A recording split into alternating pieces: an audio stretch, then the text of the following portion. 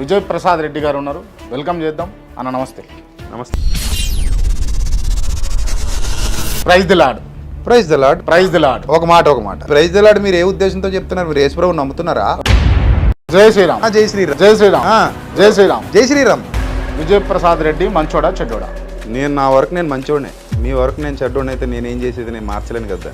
మంచిగా నటిస్తున్న చెడ్డోడు అని నేను అంట. మీరేమంటారు?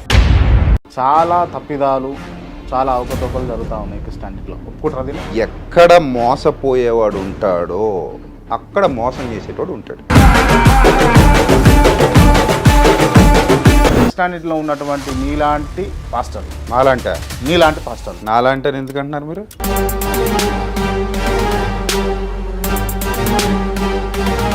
బైబిల్ గొప్పదా, ఖురాన్ గొప్పదా, భగవద్గీత గొప్పదా అంటే విజయప్రసాద్ రెడ్డి ఏం చెప్తారు? మీ నాన్నగారు గొప్పడా, మా నాన్నగారు గొప్పడా అంటే మీరేం చెప్తారు? మీ దృష్టిలో యేసు ప్రభు దేవుడా లేకపోతే రాముడు దేవుడా? అసలు ఆ క్వశ్చన్ అడగకూడదు. నేను అడుగుతా. తప్పది. మీరు చెప్పండి. నటిస్తురా అన్న? ఎవరు? నేనా? నేను సినిమా యాక్టర్నా నటించడానికి? అంటే చూడడానికి కూడా స్త్రీల కూడిక పేరుతోటి స్త్రీలను వంచిస్తుర్రా. ఈవెన్ మీరు ఆన్ వీడియో మాట్లాడుతున్నాను, రాధా మనోహర్ దాస్ గారు డిచ్కి బాబా అని పేరు ఎందుకు వచ్చింది ఆయనకి? ఒక అమ్మాయితో మాట్లాడుతూ డిచ్కి డిచ్కి అంటాడు. కల్వరి సతీష్ గొప్ప బోధకుడా? నా దృష్టిలో కాదు. కల్వరి సతీష్ గొప్ప బోధకుడా? నా దృష్టిలో కాదు. కల్వరి సతీష్ గారు నా దృష్టిలో కాదు. ఎందుకంటే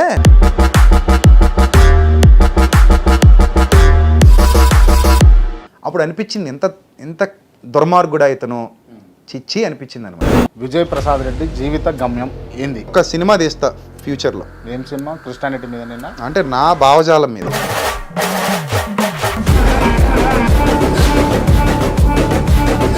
ఓకే. కేఏ పాలన ఎవరైనా తొక్కిర్రా? తొక్కబడ్డాడు. జోకర్గా చిత్రీకరించారు ఇంకా ఆయన్ని. ఆయన చేసే పనులు కూడా అలాగ ఉంటాయి. ఈ డ్యాన్సులు, రోడ్ల మీద వేయటాలు.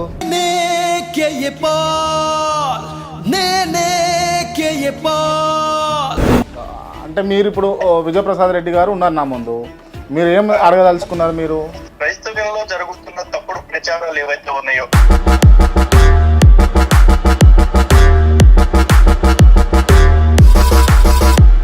మీకు అర్థమైందా ప్రశ్న? అర్థమైంది. రైట్, సమాధానం చెప్పండి మీరు. లలిత్ గారు చాలా సంతోషం అండి, మంచి క్వశ్చన్ అడిగారు.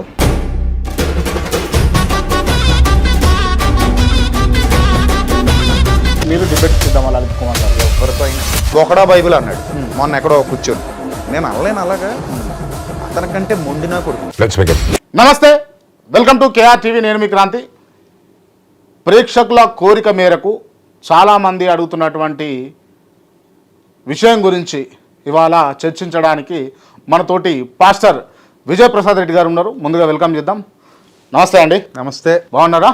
చాలా బాగున్నారు. రైట్. నాకు తెలిసి మీకు సెక్యులర్ భావాలు ఉంటాయని చెప్పేసి నేను అనుకుంటున్నా. చాలా ఎక్కువ ఉన్నాయి కదా? రైట్. నేను చాలా పెద్ద సెక్యులర్ని. పెద్ద సెక్యులర్. Okay, right. అందరూ బాగుండాలని కోరుకుంటా, అన్ని మతాల వాళ్ళు. రైట్. దేశం బాగుండాలి, అన్ని మతాల వాళ్ళు బాగుండాలి. Praise the lord. Praise the lord. Praise the lord. ఒక మాట ప్రైజ్ ది లార్డ్ మీరు ఏ ఉద్దేశంతో చెప్తున్నారు? మీరు యేసు ప్రభువుని నమ్ముతున్నారా? ఎవరు? మీరు యేసు ప్రభువుని నమ్ముతారు అంటే నమ్మితేనే చెప్పాలా? నమ్మితే కదా చెప్తారు. ఇంతకు ముందుకు నేను సెక్యులర్ అని చెప్పేసి అన్నాను కదా. అవును. సెక్యులర్ అంటే మీనింగ్ ఏంది? మీరు సెక్యులరా? సెక్యులర్ అంటే మీనింగ్ ఏంటంటే? అంటే సెక్యులర్ అంటే అందరూ బాగుండాలని కోరుకునే వ్యక్తి. అందరు బాగుండాలన్నా అందరినీ గౌరవించే వ్యక్తి. గౌరవించాలి, అందరినీ గౌరవించాలి. సరే, ప్రైజ్ ది లార్డ్. అదే మీరు ప్రైజ్ ది లార్డ్ ఏ ఉద్దేశంతో చెప్తున్నారు? నన్ను అడుగుతున్నాను. గౌరవంతో చెప్తున్నారు. నేను గౌరవంతో, నా మీద ఉన్న గౌరవంతో. అవును. Okay, praise the lord. నాకున్న గౌరవంతో నేను జై శ్రీరామ్ అంటున్నా. మీరు తిరిగి జై శ్రీరామ్ మీకోసం తప్పదు కదా. జై శ్రీరామ్. రైట్. మీ మీద నాకు ప్రేమ ఉంది, మీ మీద నాకు గౌరవం ఉంది. Praise the lord. మీరు నన్ను ప్రైజ్ ది లార్డ్, జై శ్రీరామ్. ప్రైజ్ ది లార్డ్, జై శ్రీరామ్. జై శ్రీరామ్. జై శ్రీరామ్. జై శ్రీరామ్. జై శ్రీరామ్. జై శ్రీరామ్. రైట్.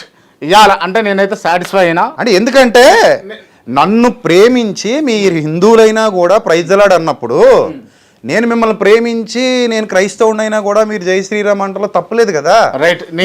మీరు నా కోసం తగ్గినప్పుడు నేను మీకోసం తగ్గాలి కదా. రైట్. Okay, thank you. నేను మీరు చెప్పారనుకున్నా, చెప్పిర్రు. అలా ఏముండదు. నేను సాటిస్ఫైడ్ గా నేను మీకోసం, మీరు నా కోసం. అంటే నేను ఖచ్చితంగా ఇంటర్వ్యూలో చాలా ప్రశ్నలు అడగాలని ఉండే, కాకపోతే కొన్ని కుదించుకొని అడుగుతా. అంటే ఈ అంశం చెప్పకపోతే ఖచ్చితంగా కొంచెం బాధపడేటోడిని మీరు నన్ను హర్ట్ చేయలేదు. నేను హర్ట్ చేయను అలాగ ఎవరిని. ఎందుకంటే ఇప్పుడు రాముని నేను నమ్మట్లా, నేను యేసుప్రభునే నమ్ముతున్నా. మీరు ప్రభువుని నమ్మట్లా, మీరు రాముడినే నమ్ముతున్నారు. కానీ మన ఇద్దరి మధ్య ఒక మంచి ప్రేమపూర్వక వాతావరణం కొనసాగాలంటే మీరు చెప్పింది నేను వినాలన్నా, నేను చెప్పింది మీరు వినాలన్నా ఒకరినొకరం గౌరవించుకోవాలి. మీరు ఆ మాట అన్నారు. సో కాబట్టి మీరు నా కోసం ప్రైజ్ దలాడి చెప్పి నా ప్రభువుని గౌరవించినప్పుడు నేను మీకోసం జై శ్రీరామ్ అని చెప్పి మీ శ్రీరాముని గౌరవించడం వల్ల నాకు వచ్చిన నష్టం ఏమీ లేదు కదా. ఇంకా మిమ్మల్ని గెలుచుకోగలుగుతాను కదా నేను. మంచి పద్ధతే కదా అది. రైట్. సో దాన్ని నేను యాక్సెప్ట్. రైట్, ఇంటర్వ్యూ స్టార్ట్ చేద్దామా? హ్యాపీగా. కేఆర్టీవీ ప్రేక్షకులు ఖచ్చితంగా విజయప్రసాద్ రెడ్డి గారిని ఇంటర్వ్యూ చేయాలి అని అన్నారు కాబట్టి ఇంటర్వ్యూ చేస్తా అన్నా. ఇప్పుడు బయట వాళ్ళ ప్రశ్నలు అడుగుతారా, మీ ప్రశ్నలు అడుగుతారా? అన్ని కలిపి అడుగుతా అన్న. అన్ని కలిపి అడుగుతా. బయట వాళ్ళు అడిగితేనే చెప్తారా, మేము అడిగితే చెప్పారా? ఎవరు అడిగినా చెప్తా. మేము అడిగితే చెప్తారా? బయట వాళ్ళ ప్రశ్నలు ఉన్నాయన్నారు కదా, అందుకని బయట వాళ్ళు కాదు అంటే మీ మాటలు వినేవాళ్ళు. ఓకే, మాటలు వినేవాళ్ళు ఏం అడిగినా చెప్తా. అన్నిటికి సమాధానం ఏదైనా మీ ఇష్టం. ఓకే. ఇంటర్వ్యూ మొత్తం నవ్వుతూ చేద్దామా లేకపోతే ఉన్నది ఉన్నట్టు చేద్దామా? నవ్వుతూనే చేయొచ్చు, ఏదైనా ఎలా అయినా చేయొచ్చు. మీకు ఎట్లా చేస్తే కంఫర్ట్? నాకు ఎలా చేసినా కంఫర్ట్. ఓకే, రెడీ ఉన్నారు మీరు? హ్యాపీ. ఎన్ని గంటలకు వచ్చారన్నా మీరు హైదరాబాద్కి? మార్నింగ్ వచ్చా 11కి. 11:50కి ఫ్లైట్ వచ్చింది. ఫ్లైట్కి వచ్చిరా? ఓకే. బాగా రిచ్ అన్న మీరు? బాగా రిచ్ అంటే ఇందులో డబ్బులు అయితే అంత రిచ్ ఏం కదా. ఫ్లైట్కి వచ్చినా ఉన్నారు కదా, ఫ్లైట్కి 5,000 అవుద్ది అంతే. 5,000 అంతే. ఒక రోజుకు 5,000 ఖర్చు పెట్టి రోజు తిరగం కదా, అప్పుడప్పుడు తిరుగుతాం.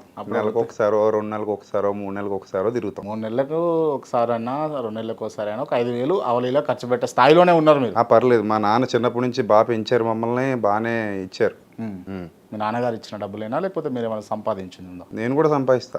ఎట్లా? మీటింగ్స్కి అది వెళ్తుంటాను కదా. ఎంత ఇస్తారు మీటింగ్స్లో? అది వాళ్ళ ఇష్టం, మేము డిమాండ్ చేయం. డిమాండ్ చేయరు? డిమాండ్ చేసే వాళ్ళు ఉన్నారా లేరా మీలాంటి? 7 మంది ఉన్నారు. ఒప్పుకుంటారా దీనికి? అబ్బో ఎందుకు ఒప్పుకోం, అందరిలోనూ ఉన్నారు ఇలాంటి వాళ్ళు. అంటే డిమాండ్ అంటే ఏముందంటే ఒక పద్ధతి ఉంటుంది కదా దేనికైనా, ఆ పద్ధతి ప్రకారం ఫాలో అయిపోతాం అంతే. అంటే ఏదైనా వాళ్ళ పరిస్థితిని చూసి, మామూలుగా బిజినెస్ కాదు కదా ఇది మనం చేసేది. బిజినెస్ పరిస్థితిని చూసి అంటే బిజినెస్ అన్నట్టే అనిపిస్తుంది నాకు. మీకు అనిపిస్తే నేనేం చేసేది బిజినెస్ కాదు. అంటే మన పాయింట్ ఆఫ్ వ్యూ ఎలా ఉంటుందంటే, ఒక వ్యక్తి ఏ ఉద్దేశంతో చేస్తున్నాడు, ఆ వ్యక్తి యొక్క ఉద్దేశం ఏంటి, అతని పరిస్థితులు ఏంటి, అతని స్థాయి ఏంటి మనకు అర్థమవుతుంది కదా. సో దాన్ని బట్టి మూమెంట్ ఉంటుంది అంతే.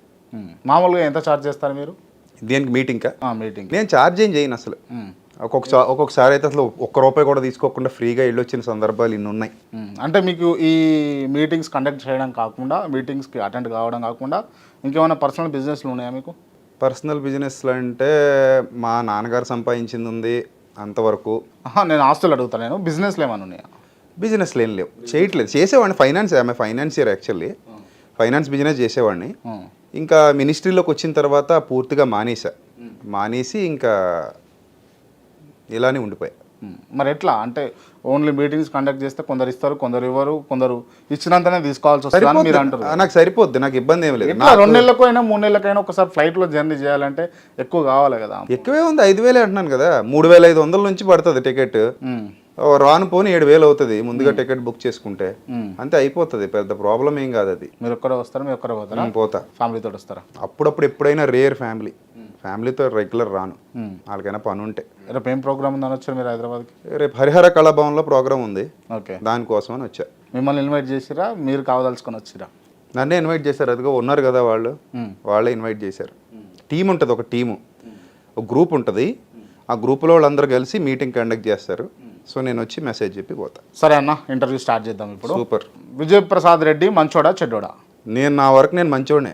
మీ వరకు నేను చెడ్డోడిని అయితే నేనేం చేసేది, నేను మార్చలేను కదా దాన్ని. మంచిగా నటిస్తున్న చెడ్డోడు అని నేను అంటా, మీరేమంటారు? నేను అసలు ఒప్పుకోను అలాగే. నేను ఆ వరకు నేను మంచోడు అని చెప్పేశాను కదా, అంతే.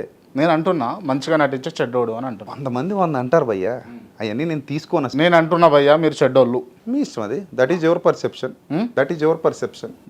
మీరు మంచోళ్ళే. నేను చెడ్డోడిని అంటే ఏ రకంగా చెడ్డోడిని చెప్పాలి మీరు. ఓకే, ఇప్పుడు వాటర్ బాగాలేదు, మురిగ్గా ఉంది, ప్రూవ్ చేయాలి. విజయప్రసాద్ రెడ్డి చెడ్డోడు, ప్రూవ్ చేయాలి. రైట్. ఇప్పుడు ఇవే వాటరు మంచిగా నీట్గా కనిపిస్తున్నాయి కదా, దాంట్లో మలినాలు ఉన్నాయా లేవా అంటే మనకు కనబడే కానీ ఉంటాయి కదా కొద్దో గొప్ప 1%, 0.1% అది ఉంటుంది కదా, అది ఒప్పుకోండి మీరు ఫస్ట్. అంటే ఇప్పుడు నేను చెడ్డోడిని ఒప్పుకోవాలి అంతేనా? చెడ్డోడిని ఒప్పేసుకోవాలి. నిజం ఒప్పుకోండి అంటున్నాను. నేను చెడ్డోడిని కాదయ్యా, నేను ఎవరికి ఏ చెడ్డ చేయలే, చెడ్డా చేయాలి, నేను ఎవరికి అన్యాయం చేయలే, నేను ఎవరిని చీట్ చేయలే. సరే గొప్పోళ్ళ మీరు? అని నేను చెప్పట్లేదు అది. సరే గొప్పోళ్ళ నేను అడుగుతున్నా, గొప్పోళ్ళ? నా వరకు నేను గొప్పోని కాదు, చెడ్డోని కాదు, సామాన్యుడిని మీలాగే, రైట్, సేమ్ మీలాగే. Right, okay.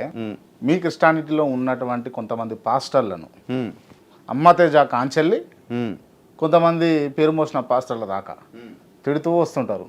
అంటే తిట్టట్లేదు, నేను తిట్టడం అంటే అది కండిషన్ అంటిస్తూ ఉంటారు అంతే. అంతే కదా.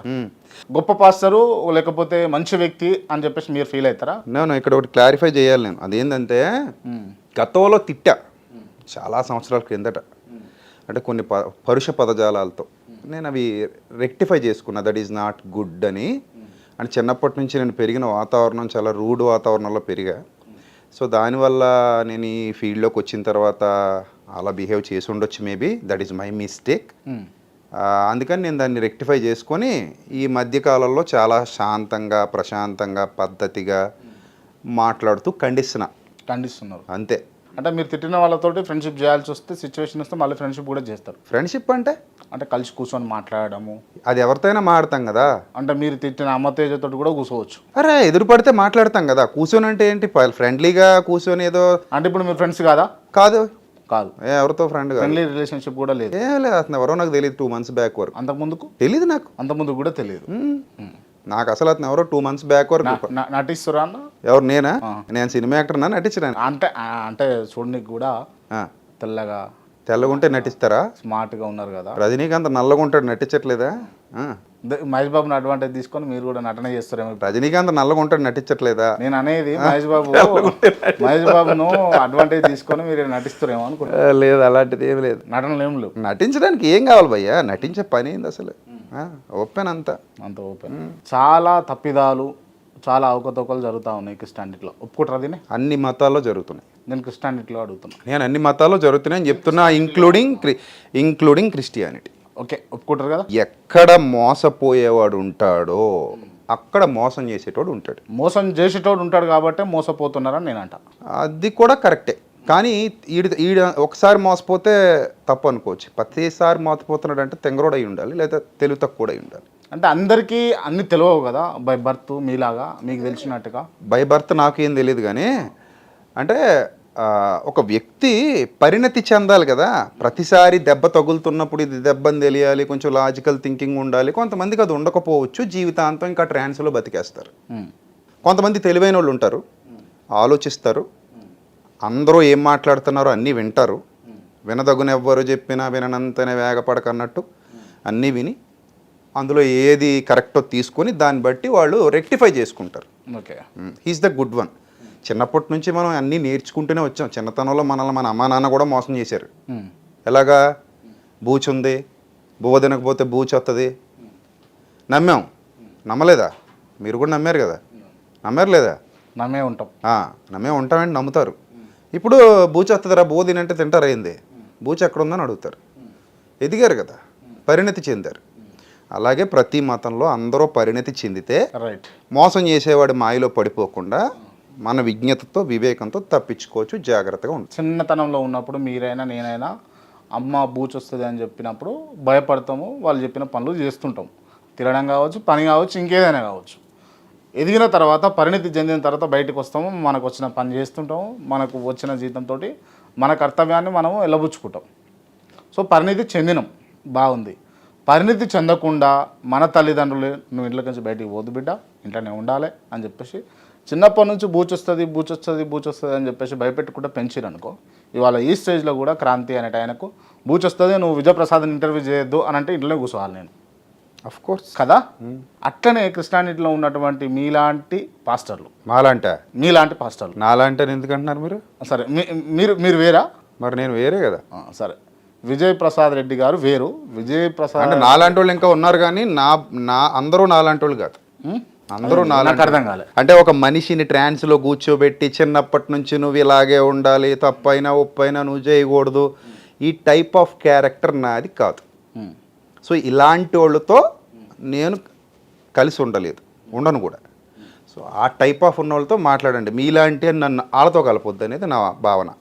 నాలా ఉన్నోడు ఎవడైనా ఓపెన్గా అరే నాయన ఇది తప్పురా, ఇది రైట్ రా, తప్పు అయితే చేయకు, ఒప్పు అయితే చెయ్యి అని చెప్పేవాడు ఎవడైనా ఉంటే వాళ్ళతో నన్ను కలపండి. అలాంటి వాళ్ళు కూడా ఉన్నారు. సరే, అలాంటి వాళ్ళు ఎలాంటి వాళ్ళు మొత్తం మీద మీలాంటి పాస్టర్లు, ఓకే, మీలాంటి పాస్టర్లు కావాలని క్రిస్టియన్స్ని వాళ్ళ బలహీనతల మీద దెబ్బ కొడుతురా లేదా? బొచ్చుడు మంది ఉన్నారని చెప్పాను కదా ఇందాకే, కొడుతున్నారు. మనుషుల బలహీనతలను క్యాష్ చేసుకుని చాలా మతాల్లో చాలామంది, ఈవెన్ క్రిస్టియానిటీలో కూడా వాళ్ళ బలహీనతలను క్యాష్ చేసుకుంటున్నారు. అది తప్పు. చాలామంది ఖండిస్తున్నారు దాన్ని. ఇప్పుడు దేవుడు ఏదో మా దగ్గరే ఉన్నాడు, మా పక్కనే కూర్చున్నాడు, టచ్ అంటాం, లేకపోతే దేవుడిని మీ మీదకి పంపిస్తాం, అంత మేం చెప్తే ఎలా పడితే అలా ఆడతాడు ఆయన అని చెప్పేటోళ్ళు అన్ని మతాల్లో ఉన్నారు. ఇప్పుడు ఇక్కడ ఎలాగైతే జిమ్మిక్కులు ట్రిమ్మిక్కులు చేస్తున్నారో హిందూ మతంలో కూడా ఈ లింగాలు తీసేటోళ్ళు, బూడిద తీసి మోసం చేసేవాళ్ళు టీవీ 9లో కూడా మీ విలేకరులు చాలాసార్లు బయట పెట్టారు కదా. కామన్ అది. అదే చెప్తున్నా నేను. వాళ్ళని మీరు ప్రోత్సహిస్తారా వాళ్ళను? ఇది ఎక్కడ కూడా రా, ఇది అంతా వినేసిన తర్వాత ఇలా అడుగుతారేంటి బాబు మీరు? నేను ప్రోత్సహిస్తే నేను ఎందుకుంటాను ఇలాగా? నా వీడియోలన్నీ మీరు చూస్తారు కదా, మరి ఇంకేంది క్లియర్. వీడియోలలో తిడుతూ వెనకాతల ప్రోత్సహిస్తారా అన్నది నా ప్రశ్న. చూసారా మీరు ఎప్పుడైనా అలాగా? ఏది ఎవరినైనా ప్రోత్సహించినట్టు చూసారా? వీడియోలో తిట్టి వెనకెళ్ళి ప్రోత్సహించినట్టు? నేను అడుగుతున్నా, నేను నా ప్రశ్న నేను మీకు వేసిన దానికి ఆన్సర్ చెప్పాను. ప్రశ్నలా లేదు, అది ఫిక్స్ చేసినట్టు ఉంది. సరే, ఫిక్స్ చేసిన అనుకోండి, మీరు అలా అసలు తప్పది, అలా చేయకూడదు. ఈ గౌరవప్రదమైన స్థాయిలో ఉండి అలా చేస్తే అలా మీరు అది తప్ప చేయకూడదు. కొందరు కనిపించినటువంటి అంశాన్ని నేను మీ దృష్టికి తీసుకొచ్చి ఏమని చెప్పారు కొంతమంది? ఏమో విజయ్ ప్రసాద్ రెడ్డి బాగా యాక్టింగ్ చేస్తాడు వీడియోలలో అని చెప్పేసి. స్క్రాప్ అనుకుంటాను నేను. స్క్రాప్ అనుకుంటాను. ఎంతటి వాళ్ళ ఆయన, ఎంతటి వాడైనా అబద్ధం చెప్తే స్క్రాపే. మీ క్రిస్టియానిటీలో ఉన్న ఎవడైనా అబద్ధం చెప్తే స్క్రాపే. నిజం నిర్భయంగా మాట్లాడాలి, ప్రూఫ్తో మాట్లాడాలి. అంటే విజయప్రసాద్ రెడ్డి ఓన్లీ నిజాలే మాట్లాడతాడా? అండ్ నేను అబద్ధం చెప్తే ఏ అబద్ధం చెప్పాడో చెప్పమని అడుగుతున్నాను కదా. పబ్లిక్ ప్లాట్ఫామ్ ఇది. చెప్పండి అబద్ధం ఏం చెప్పాము. నేను ఎదురుగా ఏది మాట్లాడుతున్నానో వెనకాల అదే మాట్లాడతా. మొన్న రంజిత్ తోఫీర్ గారి గురించి మాట్లాడిన వీడియోలో కూడా అదే చెప్పా. మీరు హైదరాబాద్లో నన్ను కలిశారు, ఆ రోజు మీరు ఏం మాట్లాడారు, ఇప్పుడు ఏం మాట్లాడుతున్నారు? నేను ఆ రోజు మీతో ఏది మాట్లాడాను, ఇప్పుడు అదే మాట్లాడుతున్నా అని చెప్పారు. బైబిల్ గొప్పదా, ఖురాన్ గొప్పదా, భగవద్గీత గొప్పదా అంటే విజయప్రసాద్ రెడ్డి ఏం చెప్తాడు? మీ నాన్నగారు గొప్పడా, మా నాన్నగారు గొప్పడా అంటే మీరేం చెప్తారు? ఎవరు? మీరు. నేను మిమ్మల్ని ప్రశ్న ఇచ్చిన ప్రశ్న సమాధానం కాదు. నేను అదే చెప్తాను, ఇందులోనే సమాధానం ఉంది. ప్రశ్నకు ప్రశ్న సమాధానం కాదు. మీ నాన్నగారు మీకు గొప్ప, మా నాన్నగారు నాకు గొప్ప, మీ మమ్మీ మీకు గొప్ప, మా మమ్మీ మాకు గొప్ప. హిందువులకు వాళ్ళ గ్రంథాలు గొప్పవి, మేమెవరం కాదనడానికి, మీరెవరు కాదనడానికి. అలాగే ఖురాన్ అనేది ఇస్లాం వారికి గొప్పది, మనం ఎవరం కాదనడానికి. బైబిల్ క్రైస్తవులకు గొప్పది.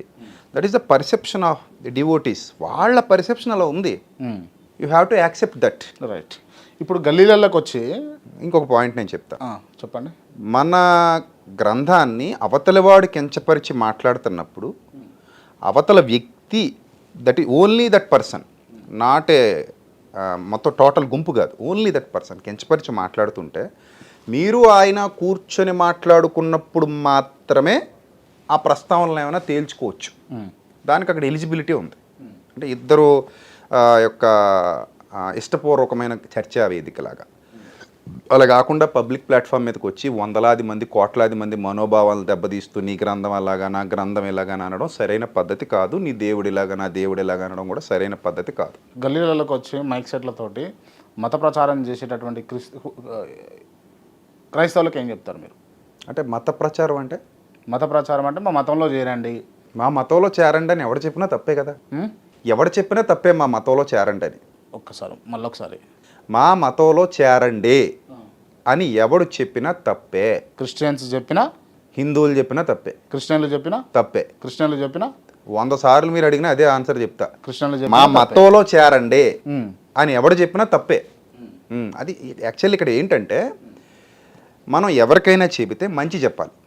ఇప్పుడు నా వీడియోలు ఉన్నాయి, మీ వీడియోలు ఉన్నాయి. మీరు నాతో ఫోన్ చేసినప్పుడు కూడా మన ఇంటర్వ్యూ ద్వారా సమాజానికి మంచి జరగాలని అన్నారా? అవునా? అవును. అంటే మీ పర్సెప్షన్ ఏంటి? మన ఇద్దరం మాట్లాడుకుని కొన్ని విషయాలు చెప్పడం ద్వారా సమాజానికి ఏం జరగాలనేది మీ ఉద్దేశం? మంచి జరగాలి. అది యాటిట్యూడ్, గుడ్ యాటిట్యూడ్ అది. ఇప్పుడు మనం ఏదైనా మాట్లాడుతున్నప్పుడు, మనం ఏదైనా చెప్తున్నప్పుడు అవతలి వాడికి మేలు చేసే విధంగా ఉండాలి. అంతేగాని నా మతంలోకి వచ్చే అంటే ఏమవుతుంది నీ మతంలోకి వచ్చేస్తే కదా. అంటే మతంలోకి రాగానే ఇప్పుడు నాకు పెళ్ళి అయితలేదు, వెంటనే పెళ్ళి అయిపోతుంది. లేకపోతే ఎవరికన్నా తోటోళ్ళకు బిడ్డనో కొడుకో పుడతలేడు, వెంటనే బిడ్డ కొడుకు పుడతారు. లేకపోతే కాలు పడిపోయింది, వెంటనే కాలు మంచిగా అయిపోతుంది. అన్ని మతాలు ఉన్నారు కదా వాళ్ళు, అన్ని మతాలు నా దగ్గర వీడియోలోనే చూపించిన మీకు. నేను మిమ్మల్ని ఎవరికి రిప్రజెంటేటివ్ గా మాట్లాడుతున్నా? మిమ్మల్ని ఇక్కడ కూర్చోబెట్టి అదే నేను అంటున్నా, నేను హిందువులకు రిప్రజెంటేటివ్ గా మిమ్మల్ని కూర్చోబెట్టలే. నేను పాయింట్ లేకపోతే ముస్లింలకు నా పాయింట్ ఏంటంటే నేను కేవలం మతానికి విలువనిచ్చే వ్యక్తిని కాదు.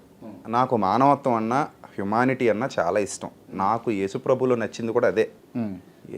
ఆయనలో ఉన్న హ్యుమానిటీ నేను పీక్స్ చూసా, అంటే నేను నా అనుభవాల్లో. సో దానివల్ల నేను ఆయనకి అట్రాక్ట్ అయ్యా. సో అదే భావజాలం నేను ఇప్పటికీ కలిగి ఉన్నా. ఆయనలో ఉన్న ప్రేమ, ఆయనలో ఉన్నటువంటి నీతి, నిజాయితీ, యథార్థత, మనిషిని మనిషిగా చూసే తత్వం ఏదైతే ఉందో, I like him very much, I love him very much. So ఆ భావజాలాన్ని కలిగిన వ్యక్తిగా నేను అందరినీ ఒకేలా చూస్తా. ఫస్ట్ నాకు మనిషిని చూడగానే ఇతను కూడా నాలాగా ఒక మానవుడు, దేవుని స్వరూపం కలిగిన వాడు, దేవుడి పోలిక కలిగిన వాడు అనే భావజాలం నాకు మొదట కనబడుతుంది. మీరైనా ఇంకొకరైనా ఎవరైనా అంతే, మనందరం ఒకటే పరమాత్ముడి సంతానం అనేది నా భావన. సో కాబట్టి మోసం చేసేవాడు ఎక్కడున్నా వాడిని మనం ఎక్కడైనా ఖండించాలి. ఈవెన్ మీరు నన్ను అడుగుతున్నారు కాబట్టి చెప్తున్నా, ప్రలోభాలకు గురి చేసి మీ అప్పులు తీరిపోతాయి మా దగ్గరికి వస్తే, మీ రోగాలు తగ్గిపోతాయి మా దగ్గరికి వస్తే, మీ సమస్యలు పోతాయి మా దగ్గరికి వస్తే, మీకు ఏవో మా దగ్గరికి వస్తే అద్భుతాలు జరిగిపోతాయి అని ఇలా భూ సంబంధంగా మాట్లాడే ప్రతి ఒక్కడు కూడా మోసగాడే.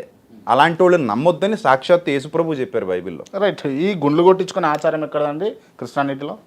వాళ్ళు పెట్టుకున్నది బైబిల్లో ఎక్కడ అలాంటి బైబిల్ ఉందా?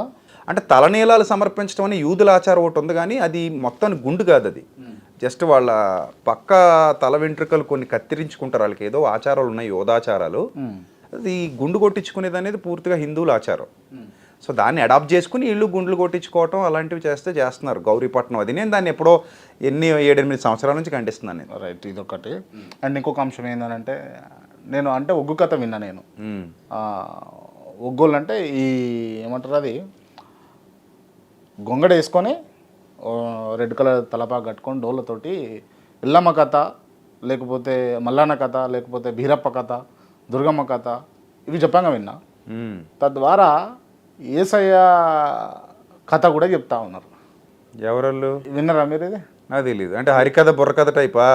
సేమ్ అదే థీమ్లా వీణ పట్టుకుని చెప్తారు. అదేనా? వీణ పట్టుకుని చిడతల వాయిస్.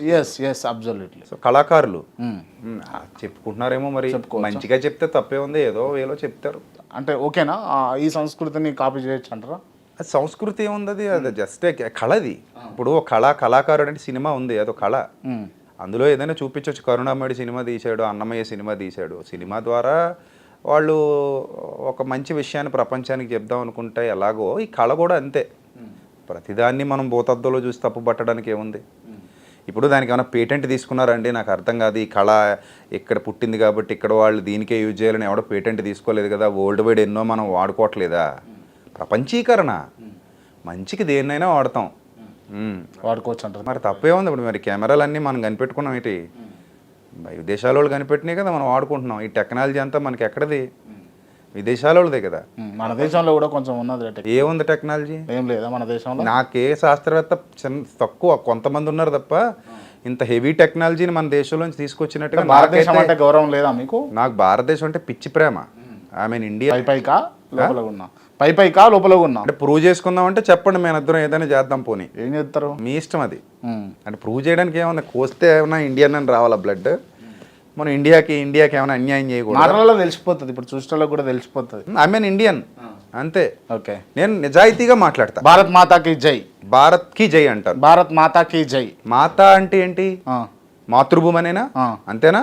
అయితే భారత్ మాతాకి జై. భారత్ మాతాకి జై, నో డౌట్ ఎట్ ఆల్ అందులో. భారత్ మాతాకి జై. భారత్ మాతాకి జై. మాతృభూమి. భారత్ మాతాకి జై. భారత్ మాతాకి జై వినపడలేదా? గట్టి చెప్పను. ఇంకా నాకు వినపడదన్నా ఎక్కువ. భారత్ మాతాకి జై ఏంది ఇప్పుడు? ఓకే, భారత్ మాతాకి జై, భారత్ పితాకి జై, భారత్ భూమికి జై. భారతీయులందరూ నా సహోదరులు. I love my India. అంటే బాగా క్రిటిసైజ్ చేసి మాట్లాడితే, నవ్వుతూ మాట్లాడితే సీరియస్ కాస్త కామెడీ అయిపోతుంది అనుకుంటారా అన్న మీరు? నేనా? దేనికి? ఎలాగా? ఇప్పుడు చేసిందే అంటే సీరియస్ అంటే ఇదే ఏంది సీరియస్? ఇదే అన్న, ఇప్పుడు నవ్వుతున్నారు కదా నవ్వు. అంటే నవ్వుతూ మాట్లాడుకుందామని ఇందాకే అన్నారు కదా స్టార్టింగ్లో మీరు. నేను అడిగిన నవ్వుతూ మాట్లాడుకుందామా లేకపోతే ఎలా అయినా ఓకే అన్నాను కదా. మరి ఇప్పుడు నవ్వుతే తప్పే ఉంది. నేను సీరియస్గా క్వశ్చన్ అడిగిన ప్రతిసారి మీరు నవ్వుతా ఉన్నారు కదా. ఇదెక్కడ కూడా నాకు నవ్వు వస్తుంది కామన్గా. నవ్వు వస్తుందా? అంతే, అన్ని చోట్ల నవ్వు వస్తుందా మీకు? ఎక్కడైనా నవ్వుతూనే ఉంటా. ఎక్కడైనా చిన్న జీవితం, నవ్వుతూ కాకపోతే ఏడుతూ బతకాలా, అంతే కదా. ఈ రోజు ఉంటాం, రేపు పోతాం. ఉన్నంతకాలం ఎలా ఉండాలి? మీ పర్సెప్షన్ ప్రకారం ఏడుస్తూ ఉండాలా? నవ్వుతూ ఉందాం, సరదాగా అందరితో ఉందాం, సంతోషంగా ఉందాం, ఆనందంగా ఉందాం. రైట్ అన్న. నాకు చాలా ప్రశ్నలు ఉన్నాయి మిమ్మల్ని అడిగేటివి. నాకు ఒక చిన్న ప్రశ్న. మీరు అడగండి. మీరు ఏ మతానికి చెందిన వాళ్ళు? నేనా అన్న? రైట్, అంటే ఎవరు అడగలేదు, మీరు అడిగారు కాబట్టి నేను చెప్తా ఉన్నా. హిందూ మతం అన్న. సంతోషం. రైట్, అంటే నాకు క్లారిటీ కోసం. రైట్, ఇప్పుడు చెప్పండి. అంటే హిందువుల్లో మీ ఇష్టదైవం ఎవరు? ఎవరు మీ ఇష్టదైవం? నాకు అందరు దేవుళ్ళు ఇష్టం అన్న. అందరు ఇష్టం. ఎవరు ఎక్కువ తక్కువ లేదు. నాకు అసమానతలు ఉండవు. ఇంటర్వ్యూ చేసేటప్పుడు కూడా హిందువులను ఒకలాగా, క్రిస్టియన్లను ఒకలాగా, లేకపోతే ముస్లిం తెలుసు నాకు, అందుకే ఒప్పుకున్నా మీతో. లేకపోతే ఇంకొకరు ఎవరైనా అయితే నేను అసలు ఒప్పుకోను. చూసా, 2-3 చూసా. మీరు అడిగే విధానం, ఖండించే క్వశ్చన్ చేసే విధానం, ఐ లైక్ దట్, నచ్చింది. ఫోన్లో కూడా చెప్పాను కదా. అవును. సో అందుకే ఒప్పుకున్నా, లేకపోతే ససేమిరా అసలు. ఎందుకు ఇంటర్వ్యూలు ఇవ్వరు మీరు? నాకు నచ్చాలి మనిషి నచ్చాలా, లేకపోతే అనవసరంగా లేని ఓటిని అడుగుతారు అనవసరంగా? ఎవరు ఏవడినా అసలు ఐ డోంట్ కేర్. నేను భయపడను. చిన్నప్పటి నుంచి మొండోండి, అస్సలు భయపడను. సైతాన్ అంటే ఏంటిదన్నా? చీకటి అని అర్థం, అంతే. చీకటి అంటే ఒక చెడ్డది. బైబిల్లో ఉందా మెన్షన్ చేసి? ఉంది. చీకటి, సైతాన్ అంటే చీకటి అని ఉందా? అంటే చీకటి సంబంధమైనది, దురాత్మ సంబంధమైనది. ఆత్మకు సంబంధించిందా? ఎస్, ఆత్మకు సంబంధం. ఎస్. మొదట చీకటి అన్నారు, ఇప్పుడు ఆత్మ అంటున్నారు. అదే నెగిటివిటీ. అదొక, అంటే దేవునికి ఆత్మకు ప్రాణం ఉంటుందా? ప్రాణం వేరు కదా, జీవం. ఆత్మ అంటే జీవం కదా. ఇప్పుడు ఆత్మ అనగానే జీవం. మీరు క్వశ్చన్ చాలా క్లారిటీగా అడగాలి. ఒకటి చెప్పేంత ఇంకో దాంట్లోకి వెళ్ళిపోయి కన్ఫ్యూజ్ చేసేలా కాకుండా ప్రశాంతంగా చక్కగా అడిగితే అన్నీ చెప్తా. ఇప్పుడు సైతాన్ అంటే జీవ, ఆత్మన చెప్పండి. ఆత్మ, దురాత్మ. ఓకే, దానికి దేహం ఉంటుందా? ఉండదు కదా. ఆత్మలకి దేహం ఉండదు కదా. ఆత్మలకి దేహాలు ఉండవు. దేహాల్లో ఉన్నది మానవులు. రైట్. సైతాన్ కనిపెట్టింది ఎవరు? కనిపెట్టాను కదా. వస్తువు కాదు కదా. అంటే నేను చూసి హిందూ గ్రంథాలలో కావచ్చు, లేకపోతే ఖురాన్లో కావచ్చు, బైబిల్లో కావచ్చు, అన్నింట్లో కూడా ఉంది ఆ ప్రస్తావన. ఉంది, అన్నింట్లో ఉంది కదా. ఎవరు బైబిల్లో రాయడానికి కారణం? సైతాన్ ప్రస్తావన రాయడానికి కారణం దేవుడే. బైబిల్లో రాయడానికి కారణం దేవుడు, అంతే. మరి దేవుడు ఎవరు? దేవుడు ఎవరంటే? దేవుడు మీ దృష్టిలో దేవుడు ఎవరు? నా దృష్టిలో అయితే సృష్టికర్త, తండ్రి, అంతే. తండ్రి అంటే మీ నాన్న దేవుడు మీకు? సమస్త ఆత్మలకు తండ్రి. ఇప్పుడు అలా కాదు. ఆయన పేరేంది? మినిస్టర్ అనగానే హోమ్ మినిస్టర్ ఉంటాడు, ప్రైమ్ మినిస్టర్ ఉంటాడు, అంతే కదా. చీఫ్ మినిస్టర్ కూడా ఉంటాడు. తండ్రి అనగానే మీ నాన్న అంటే ఎలా కుదురుతుంది? భూ సంబంధంగా ఒక నాన్న ఉంటాడు, యూనివర్సల్గా ఒక నాన్న ఉంటాడు కదా. మీరు నమ్మే దేవుడు ఎవరు? నేను నమ్మే దేవుడు ఎవరు? మీరు నమ్మే దేవుడు బైబిల్లో ఉన్న దేవుడే, యేసయ్య, అంతే. యేసు ప్రభు, అంతే. అంతే కదా. అంతే. మరియమ్మ యేసు ప్రభు వారి తల్లి. ఆమె దేవత కాదు. దేవత కాదు అలా అని బైబిల్లో లేదు. దేవత అని రాయలేదు. బైబిల్లో ఏది రాస్తే అదే నిజము, అదే నమ్ముతారు మీరు, అంతేనా? అంటే ఇట్స్ ఏ లా. మీరు పాటించే లా కాదు, భక్తి జీవితానికి సంబంధించినటువంటి లా.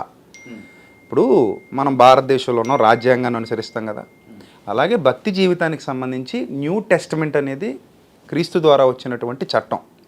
ఈ చట్టాన్ని అనుసరిస్తాం. రైట్. క్రీస్తు ఏ విధంగా ఏర్పడ్డాడన్నా? ఏర్పడడం అంటే ఎట్లా పుట్టిండు అంటున్నా? మరియమ్మకు పుట్టాడు. మరియమ్మకు పుట్టిండు. యేసుక్రీస్తు దేవుడు అన్నారు మీరు. యేసుక్రీస్తు మరియమ్మకు పుట్టిండని మీరే అన్నారు. అంటే ఇప్పుడు ఆయన భూమి మీదకి రావటానికి మరియమ్మ అనే ఒక కన్యని, ఒక ఉత్తమురాలైన కన్యని ఆయన ఒక సాధనంగా వినియోగించుకుని ఆమె గర్భం గుండా ఈ భూలోక ప్రవేశం చేశాడు. అంత ముందుకు యేసు ప్రభు ఎక్కడుండే? పరలోకంలో ఉన్నాడని ఉంది బైబిల్లో. పరలోకంలో పరలోకవాసిగా ఉన్నాడు, ఆత్మరూపిగా ఉన్నాడు. సో ఈ భూమి మీదకి రావాల్సిన సమయం ఆసన్నమైనప్పుడు కార్యార్థిగా వచ్చాడు. ఓకే. తన కార్యాన్ని నిర్వర్తించడానికి సమాజానికి చేయాల్సినటువంటి ఆ మంచి కోసం దిగొచ్చాడు ఈ లోకానికి అనేది బైబిల్ చెప్తోంది. అది మా క్రైస్తవుల ఈ సృష్టికి కారణమన్నా మీరు, నేను, మా కెమెరామ్యాన్, వాళ్ళు అక్కడ కూర్చున్న వాళ్ళందరికీ పుట్టడానికి కారణం, ఇవాళ భూమి మీద ఉన్నావు అంటే కారణం అంటే దైవచిత్తం. దైవచిత్తం అంటే యేసు ప్రభు. అంటే నేను ఏమంటానంటే, ఇప్పుడు దైవచిత్తము అంటే దేవుని యొక్క మహాసంకల్పం మేరకు మానవులందరూ ఈ లోకానికి వచ్చారు. కలిగి ఉన్నది ఏది ఆయన లేకుండా కలగలేదు. ఇప్పుడు హిందువుల విశ్వాసం ప్రకారం వాళ్ళ దేవుడు మీ విశ్వాసం ప్రకారం సమస్తాన్ని సృష్టించింది మీ దేవుడు. అవును. మా విశ్వాసం ప్రకారం ఆబ్వియస్లీ సమస్తాన్ని సృష్టించింది మా దేవుడు అని అనుకుంటాం. అల్లా సమస్తాన్ని సృష్టించాడని ఇస్లాం వారు అనుకుంటారు. దాంట్లో ఇంకా క్వశ్చన్ చేయడానికి ఏముంది? అంటే ఆల్రెడీ మనుషులు ఉన్న తర్వాత దేవుడు వచ్చిండు. మనుషులు ఆల్రెడీ భూమి మీద ఉన్న తర్వాత దేవుడు వచ్చిండు అని అంటే పని మీద వచ్చాడు అంటున్నాను. పని మీద వచ్చాడు. ఆయన ఉన్నాడు ఆల్రెడీ. ఆయన ఆల్రెడీ ఉన్నాడు, కార్యార్థిగా వచ్చాడు. ఓకే, ఏం పని అన్నా? ఎక్కడైతే అంటే యేసుప్రభు వారి పని ఏంటన్నా, యేసుప్రభు వారి పని సత్యాన్ని స్థాపించడం. చాలా ఉన్నాయి పనులు, ఒకటి కాదు. ఓకే, ఒకటి సత్యమును గురించి సాక్ష్యం ఇవ్వడానికి, సత్యాన్ని స్థాపించాలనేది ఒకటి నిబంధన ఏర్పాటు చేయడానికి. రెండోది పాపాన్ని క్షమించడానికి, మొట్టమొదటిసారి పాప క్షమాపణ కోసం ఒకటి, పవిత్ర రక్తాన్ని చిందించడానికి. ఇంకా చాలా ఉన్నాయి బైబిల్ ప్రకారంగా ఆయన కార్యాలు చాలా ఉన్నాయి. ఓకే, ఈ పాపాలు చేసిన వాళ్ళకు అంటే ప్రేయర్ చేస్తే, పాపలు ప్రేయర్ చేస్తే వాళ్ళు పాపం తొలగిపోతుందా వాళ్ళకి? అలాంటిది ఏమి ఉండదా? లేదు అసలు ఎక్కడ. ఓకే, ఏడలేదు. చేసేవాళ్ళు ఉన్నారు కానీ ఉత్తుది, అది తప్పది. నేను ప్రార్థనలు చేసేస్తే మన పాపాలు ఎందుకు పోతాయి? మేము పోవు, అది లేనలేదు. ప్రార్థనలకి పాపాలు పోవు. ఈ తేలు గరిస్తే లేకపోతే పాము గరిస్తే మంత్రాలు వేస్తారు కదా కొంతమంది, ప్రేయర్ చేస్తే అది అట్లా సాధ్యపడుతుంది. బయట చాలా మంది సామాజికవేత్తలు నిరూపిస్తున్నారు కదా, తేలికి పావులకి మంత్రాలు వేయించుకోకుండా హాస్పిటల్స్కి పోండి చచ్చిపోతున్నారని. అవును, ఇదే అంతే, ట్రూత్ అది. పాపం చేసిన వాళ్ళని దేవుడు రక్షిస్తాడా? రక్షిస్తాడు. ఎందుకు రక్షిస్తాడు? మారు మనసు పొందితే అవకాశం ఇస్తాడు. రైట్. నేను రీసెంట్గా ఒక పాస్టర్ను ఇంటర్వ్యూ చేసిన, విజయ్ కుమార్ గారు. మీకు తెలుసు. నేను అప్పట్లో చాలా లంగా పనులు చేసేవాడిని. ఇప్పుడైతే అట్లా లేను, చాలా మారిపోయినా. ఇప్పుడు చాలా మంచిగా ఉన్నా. నేను దేవుడిని నమ్ముకున్న తర్వాత చాలా మారిపోయినా. ఒక పాస్టర్గా ఉన్నా, నేను ఒక బోధకునిగా ఉన్నా అని అన్నారు కదా. అంటే గతంలో ఎన్ని పాపాలైనా చేసి దాని తర్వాత ఇప్పుడు ప్రాయశ్చిత్తం కావాలి అని చెప్పేసి మొక్కుకుంటే ఆ పాపాలు, గతంలో చేసిన పాపాలన్నీ కడిగేసుకున్నట్టు అయిపోతుందా? అంటే యాక్చువల్లీ ఒక మనిషి మారితే, పశ్చాత్తాపం చెందితే, మళ్ళీ పుడితే, ఆ పాతది చచ్చి కొత్త జీవితం, కొత్త బతుకు మొదలెట్టాలనే నిశ్చయత ఎప్పుడైతే అంతరాత్మలో మొదలైందో, ప్రతి చోట ఈ వెసులుబాటు ఉంది. ఇప్పుడు ఆల్రెడీ కరుణాకర్ సుగ్గుంతో నేను డిబేట్ చేశా గతంలో.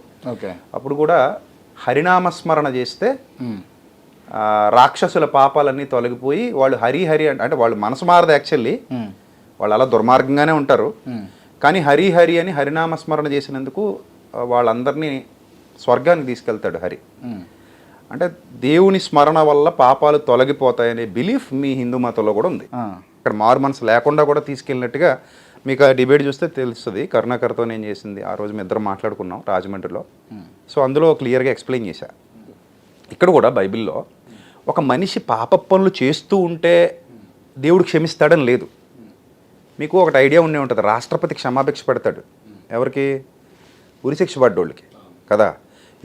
ఏ పరిస్థితుల్లో పెడతాడంటే, ఇంక అన్ని దారులు మూసిపోయినప్పుడు కొన్నాళ్ళలో ఉరిదీస్తున్నారు అనగా అర్జీ పెట్టుకుంటారు.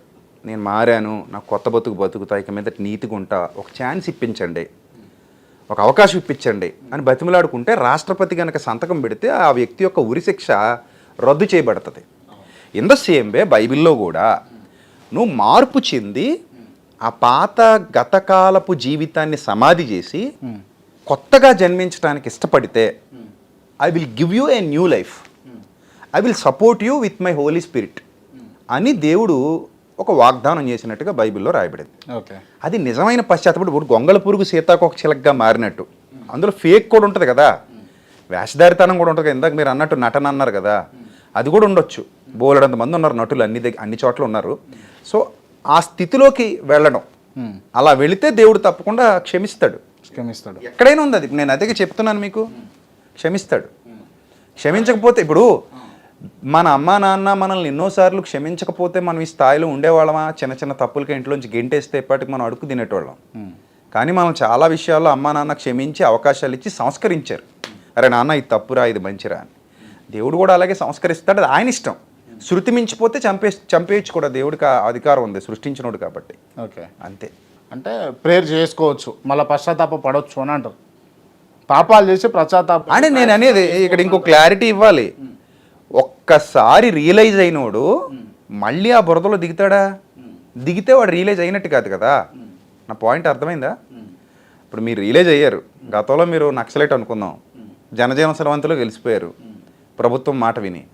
ఇప్పుడు జనజీవన స్రవంతి నుంచి మళ్ళీ నక్సలైట్ అవుతానన్నారు అనుకోండి, that is not original repentance. Okay, అది యాక్టింగ్, అది వేషధారితనం. అలాంటి వేషధారితనం అంటే మనకి ఎలా క్షమాపణ దొరుకుతుంది? దేవుడికి అన్నీ తెలుసు కదా. ఇక్కడ మనం యాక్టింగ్లు చేసినంత కాలం చేస్తాం, ఏదో రోజు చచ్చిపోతాం అంతే. ఇప్పుడు ఈ సృష్టిని అంతా దేవుడే సృష్టించిండా? ఇది నా క్వశ్చన్. నేనైతే అదే నమ్ముతాను. దేవుడు లేకుండా సృష్టి ఎలా వస్తుంది? రైట్, రాదు కదా. మిమ్మల్ని ఎందుకు క్రిస్టియానిటీలో పుట్టించిండు, నన్ను ఎందుకు హిందూ? నన్ను ఏం క్రిస్టియానిటీలో పుట్టించలేదు ఆయన. మీరు కూడా హిందువులేనా మొదట? మరి పక్కా పక్కా హిందువులే. బొట్టు పెట్టుకుంటా? బొట్టు ఏంటి, రాముడు గుడికి వెళ్ళేటోడిని.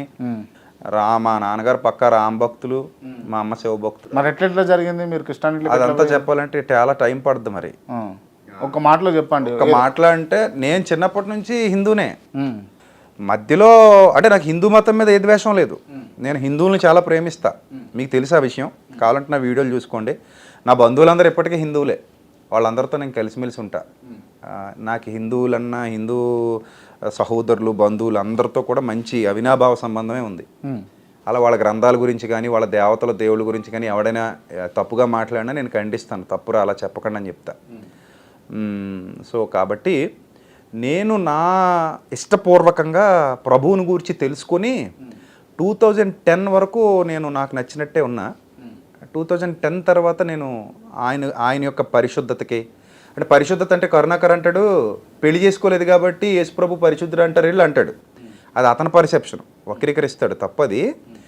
యాక్చువల్లీ పెళ్లి చేసుకోకపోతే పరిశుద్ధుడు, పెళ్లి చేసుకుంటే పవిత్రుడని అక్కడ. అలా అయితే సల్మాన్ ఖాన్ కూడా పరిశుద్ధుడు అన్నారు, పెళ్లి చేసుకోలేదు కాబట్టి. సో అది కాదు అసలు, ఆ బైబిల్ ఎక్కడ సల్మాన్ ఖాన్ పరిశుద్ధుడు కారా అనాలంటున్నాను. ఆయన పెళ్లి చేసుకోలేదు కాబట్టి పరిశుద్ధుడు అంటే, అలా పెళ్లి చేసుకోవాలి వాళ్ళందరినీ పరిశుద్ధుడు అనాలంటున్నాను నేను. సో ఇక్కడ కరుణాకర్ అలా వక్రీకరిస్తాడు జనాన్ని దారి తప్పించడానికి. కాకపోతే యాక్చువల్లీ పాయింట్ ఏంటంటే, అక్కడ బైబిల్ అక్కడ పెళ్లి చేసుకోకపోతే పరిశుద్ధుడు అని ఉండదు. ఆయన పెళ్లి చేసుకోలేదు కాబట్టి పరిశుద్ధుడు అని ఎవడు అండ కూడా, ఏ బైబిల్ చదివేవాడు కూడా అండు. పరిశుద్ధత, పవిత్రత అనేది ఈ పాపిష్టి లోకంలో శరీరధారిగా జన్మించి ఆలోచనల్లో కానీ, క్రియల్లో కానీ, నడతలో కానీ, నడవడికలో కానీ ఎక్కడా ఏ పాపం చేయకుండా చనిపోయేంత వరకు నీతిమంతుడు, యథార్థవంతుడు, పరిశుద్ధుడు, పవిత్రుడు, నిష్కల్మషుడు అనే ట్యాగ్ వేసుకున్నాడు. అది నన్ను చాలా ఆకర్షించింది. చాలా పుస్తకాలు చదివాను నేను. నా దగ్గర ఇంచుమించు ఒక 4 లక్షల రూపాయలు విలువ చేసే బుక్స్ ఉన్నాయి. ఓకే, ఇప్పటికి ఉన్నాయి నా ఇంటి దగ్గర. అన్ని బుక్స్ నేను పరిశోధన చేసుకున్న తర్వాత నన్ను ఎందుకో యేసుప్రభు బాగా ఆకర్షించాడు. మా చుట్టూ మా వాళ్ళు కొంతమంది వ్యతిరేకించిన మా వాళ్ళలో నేను ఇంకెవరిని పట్టించుకోలే. నాకు మీరు ఆ రోజు ఆ డిసిషన్ తీసేసుకున్నా. Right, fine. నాకు కొన్ని నిజాలు తెలవాల్సి ఉంది ఇంటర్వ్యూలో. సో విషయం ఏంటంటే, ఫస్ట్ అంటే ఈ భూమి మీద క్రిస్టియానిటీ ఉండేనా, హిందూ మతం ఉండేనా? భూమి మీద చాలా రకాల మతాలు ఉన్నాయి. ఫస్ట్ బోల్డ్ ఉన్నాయి. మసపుట నాకు చరిత్ర కదా ఎవరికైనా తెలిసేది, ఎవరైనా చేయాల్సింది. మనం పుడతల్లోకి మనకి ఏం తెలియదు కదా. మనం పుట్టి మహా అయితే 30 ఏళ్ళు, 40 ఏళ్ళు, 50 ఏళ్ళు. అంతకుముందు ఏం జరిగిందంటే ఎవరికి తెలియదు. అది ఎవరు తెలుసుకోవాలన్నా దేని మీద బేస్ అయ్యి తెలుసుకోవాలి? చరిత్ర మీద బేస్ అయ్యే తెలుసుకోవాలి. వాట్సాప్లో ఎవడో పెట్టాడని నమ్మేం కదా, చరిత్ర మీద బేస్ అయ్యి తెలుసుకోవాలి. అంటే హిస్టరీలో ఫస్ట్ మెసొపొటేమియా నాగరికత, ఈజిప్ట్ సివిలైజేషన్ ఉంది, హరప్పా మొహంజోదారో ఉంది, సింధు నాగరికత ఉంది. ఈ నాగరికతలన్నింటిలో కూడా ఎక్కడ హిందూ మతానికి సంబంధించిన ఆనవాళ్ళు లేవు. విగ్రహాలు ఉన్నాయి, విగ్రహారాధన ఉంది, అలాగే యోధ మతం ఉంది. సో అంతే తప్ప ఒక మతాందిది అని అనడానికి ఏదీ లేదు. ప్రపంచం అంతా ఒకే మతం ఉండేది అనేది అబద్ధం. రకరకాల మతాలు ఉండేవి. ఇప్పటికీ కూడా హిందూ పురాణాలు ఉన్నాయి, బైబిల్ పుస్తకాలు ఉన్నాయి, గ్రీకు పురాణాలు ఉన్నాయి. మీరు చదవండి. గ్రీక్ పురాణాలు మీకు ఇంటర్నెట్లో అవైలబుల్గా ఉంటాయి, చాలా ఇంట్రెస్ట్గా ఉంటాయి. అన్నీ ఉన్నాయి. ప్రపంచవ్యాప్తంగా బోలెడన్ని మతాలు ఉన్నాయి. ఈవెన్ మన భారతదేశం కూడా అనేక మతాల సమాహారం కదా భారతదేశం. ఇప్పుడు కొంతమంది నేను సెక్యులర్ అంటే ఒప్పుకొని అంటారు. ప్యూర్గా మనం అందరం సెక్యులర్లమే ఎప్పటి నుంచో. మీరు సెక్యులరేనా? నేను పక్కా సెక్యులర్. నేను అదే ఇష్టపడతాను. అందరూ బాగుండాలి, అందరూ బాగుండాలి. ఇప్పుడు నా ఉద్దేశం ఏంటంటే, క్రాంతి గారు, కేవలం హిందువుల వల్లే భారతదేశం డెవలప్ అయిందంటే మీరు ఒప్పుకుంటారా? మీరు చెప్పండి, ఒప్పుకుంటారా? అర్థం కాల. కేవలం హిందువుల వల్లే, హిందువులు అనొద్దు, ఒక హిందూ మతం వల్లే భారతదేశం డెవలప్ అయిందంటే ఒప్పుకుంటారా? నేనైతే ఒప్పుకోను. ఎందుకంటే అందరూ కలిసి భారతదేశాన్ని డెవలప్ చేసుకుంటున్నాం. We are all Indians. మన భారతదేశం బాగుండాలి. అంటే ఈ డెవలప్మెంట్స్ జరుగుతున్న మధ్యలో ఈ క్రిస్టియానిటీ అనే మతం వచ్చి లేకపోతే మత ప్రచారకులు వచ్చి చాలా మందిని డిస్టర్బ్ చేస్తారా లేదా? ఇష్టం అంటే ఏమైనా అభివృద్ధిని ఆపారా? ఆ? అభివృద్ధిని ఆపారనా? ఒక వ్యక్తిని కావాలని టార్గెట్ చేసి, ఒక వ్యవస్థను కావాలని టార్గెట్ చేసి మతంలోకి రండి అని ఇన్వైట్ చేయడం ఒక రకంగా అభివృద్ధి రారు సార్, అలాగా అలా వచ్చేస్తారు సార్, పిచ్చోళ్ళు అయితే వస్తారండి అలాగా. మతంలోకి రండి అంటే ఎందుకు వచ్చేయాలంటే నాకు అర్థం కాదు. ఇప్పుడు నేను అంటాను మిమ్మల్ని మతంలోకి రండి అని, మీరు వచ్చేస్తారా? మీకంటూ సెన్స్ ఉంటుంది కదా. దానివల్ల ఒకవేళ మీరు ఇలా మతంలోకి వచ్చినా మీ అభివృద్ధి ఏమైపోద్ది? నేను మీ మతంలోకి వస్తే మీ అభివృద్ధి ఏమైపోద్ది? నా అభివృద్ధి ఏమైపోద్ది? మతం వ్యక్తిగతం, బతుకు మామూలు కదా. ఇప్పుడు మనం ఏం చేసినా కూడా ఏదో ఒకటి వ్యవసాయమో ఇంకోటో నడుస్తుంది కదా. ఇప్పుడు తల్లిదండ్రులు ఇచ్చిన ఆశతో ఏదో నడుస్తుంది. ఓకే. సో మతం వల్ల అభివృద్ధి ఆగిపోద్ది అనేది అబద్ధం. అలాగే మతం వల్ల అభివృద్ధి జరుగుద్ది అనేది కూడా అబద్ధం. ఇప్పుడు మన దేశం ఉంది, ముస్లిమ్స్ ఉన్నారు, చాలా కష్టపడతారు, చాలా ఎఫర్ట్స్ పెడతారు. హిందువులు ఉన్నారు, చాలామంది గొప్ప వాళ్ళు ఉన్నారు హిందువులు, వాళ్ళు దేశం కోసం చాలా ఎఫర్ట్స్ పెట్టారు, చాలా కష్టపడ్డారు. అలాగే క్రిస్టియన్స్ కూడా ఉన్నారు మన దేశంలో. ఇప్పుడు వాళ్ళందరూ గొప్ప ఎఫర్ట్స్ పెట్టారు, కష్టపడ్డారు, కష్టపడుతూనే ఉన్నారు. ఓకే. సో అందరి వల్ల దేశం అభివృద్ధి చెందుతుంది. నా దృష్టిలో భారతదేశం సమైక్యంగా ఉండాలి, సెక్యులర్గా ఉండాలని నేను ఎందుకంటానంటే, ఒకే మతం 15వ శతాబ్దం లేదా 16వ శతాబ్దం వరకు లేదా పోర్చుగీస్ వాళ్ళు వచ్చేంత వరకు మన భారతదేశంలో ఒకటే మతం ఉంది. ఏ అభివృద్ధి చెందేసింది మన భారతదేశం? అప్పుడు అభివృద్ధి చెందకుండా అడ్డుకున్న వాళ్ళు ఎవరు? అసమానతలు ఎక్కడి నుంచి వచ్చినాయి? సతీ సహగమనం ఉంది మన భారతదేశంలో అప్పటికే. బాల్య వివాహాలు ఉన్నాయి. మొన్న ఎవరో ఆయన పేరు బంగారయ్య శర్మ గారికి నేను మాట్లాడుతూ ఆయన, సార్ మీరు తప్పు సార్ మీరు చెప్పేది, సతీ సహగమనం బాల్య వివాహాలు మనవి కావన్నారు, మీరు తప్పు సార్ అని చెప్పి నేను ప్రూఫ్లు ఇచ్చి మరీ మాట్లాడా.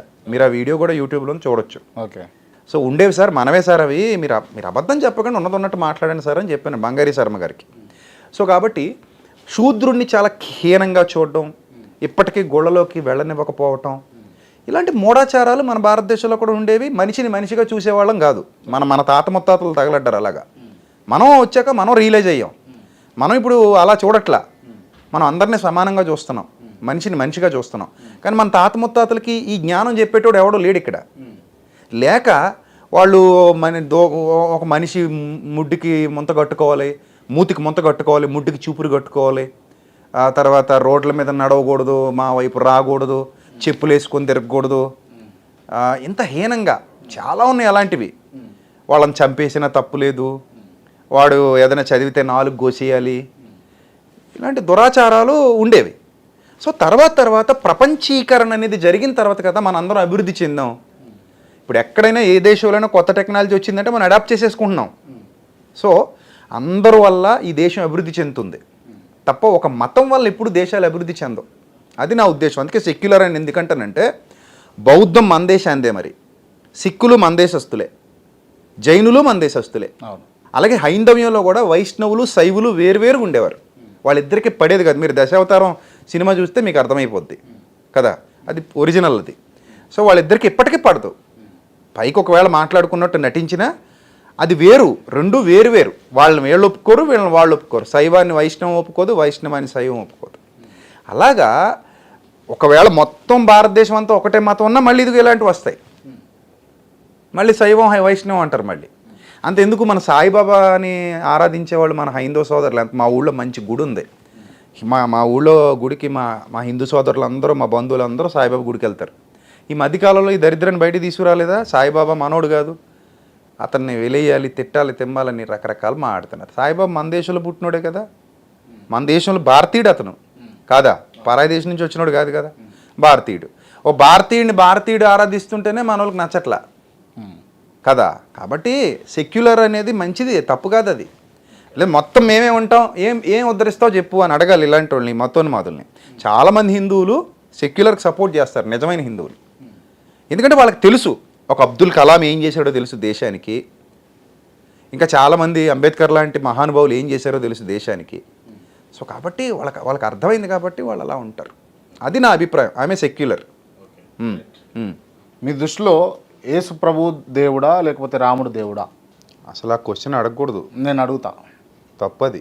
మీరు చెప్పండి. అలా కాదు, ఇందాక చెప్పాను కదా, మీ నాన్నగారు గొప్పోడా మా నాన్నగారు గొప్పోడా అన్నట్టు ఉంటుంది. తప్పది. నేను అడిగినా మీరు సమాధానం చెప్పండి.